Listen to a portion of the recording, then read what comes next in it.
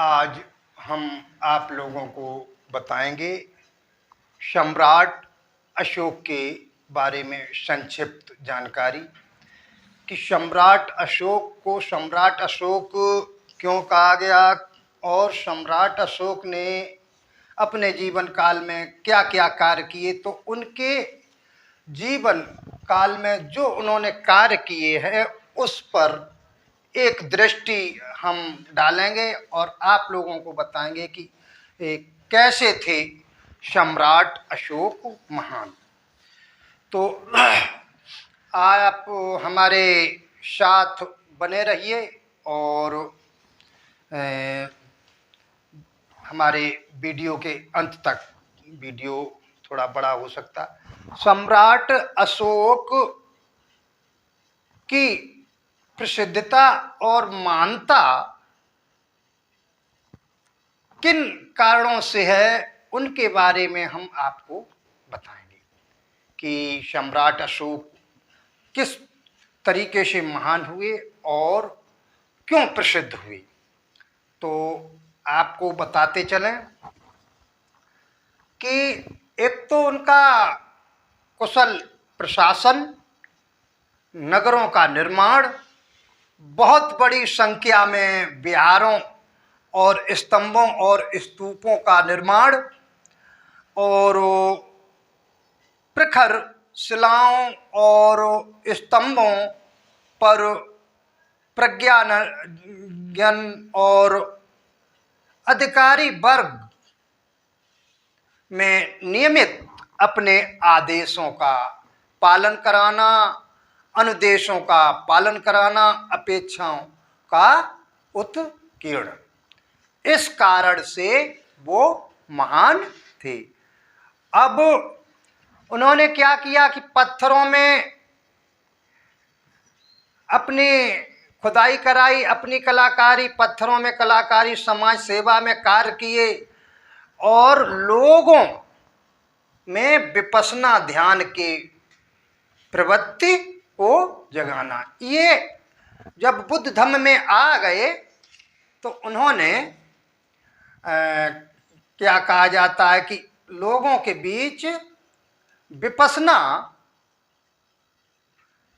का जगाने का काम किया।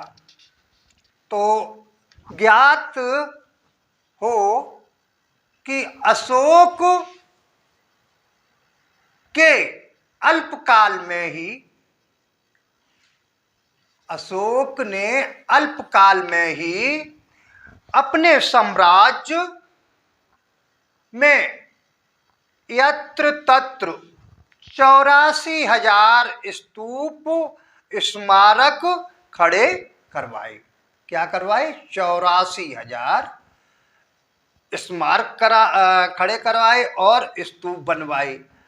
यह मान्यता है कि भगवान बुद्ध एवं उनके शिष्यों के उपदेशों की संख्या इतनी होने के कारण उनके द्वारा 84,000 स्तूपों का निर्माण हाथों हाथ लिया गया था।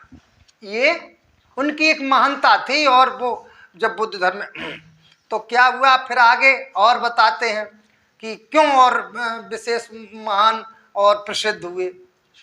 तो अशोक द्वारा जो शिक्षाएं थीं, स्तंभ गुफाओं पर खुदाई कराई गई, उन पर एक तरीके से खुदाई कराई गई और उत्कीर्ण अभिलेखों की संख्या 42 तक पहुंच चुकी थी। इनमें से 36 भारत में, 2 नेपाल में और 2 पाकिस्तान में और 2 अफगानिस्तान में हैं। कितने? 42 में 36 भारत में हैं और 6 अन्य जगह हैं। कौन कौन जगह? नेपाल में है, पाकिस्तान में है और अफगानिस्तान में है। अफगानिस्तान में है।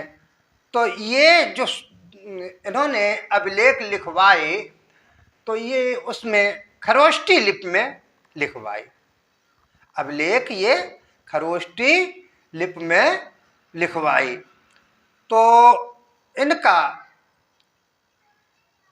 क्या कहा जाता है कि जो ये सब अभिलेख थे, ऐसे स्थानों पर उत्कीर्ण किया गया जहां पर अधिक से अधिक लोगों का ध्यान पहुंचे और इनकी आकृष्टता हो सके। तो ये आपको मैंने बताया कहाँ कहाँ शिलालेख कहाँ कहाँ लिखवाए। शिलालेख जिन्होंने शिलालेख जो अभिलेख लिखे गए हैं वो गिनार है, कालसी है, मानसहेरा है, धौली है और जौगढ़ इत्यादि। और जो लघु शिला लेख लिखे गए हैं अभिलेख वो रूपनाथ है, सहस्राम है, बैराट है, ब्रह्मगिरी है, ऐसी अनेक जगहों पर ये लघु अभिलेख लिखे गए। स्तंभ अभिलेख लिखे गए। कहाँ कहाँ लिखे गए? टोपरा है, दहली है, मेरठ है, कौशाम्बी है। यहाँ पर ये स्तंभ सम्राट अशोक ने बनवाए थे।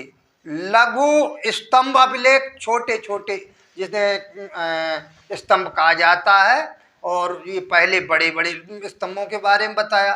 तो सांची, सारनाथ और रुमनदेई, काफ़ी ऐसी जगहों पर उन्होंने ऐसे अभिलेख हैं और जो अब आज भी पढ़ने को मिलते हैं।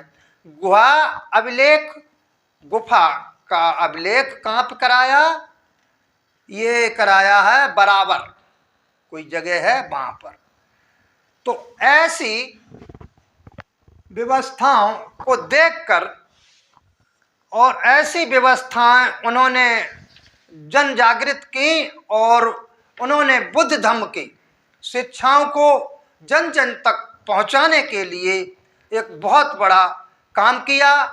इसलिए वो पूरे देश में क्या पूरे विश्व में महान हुए।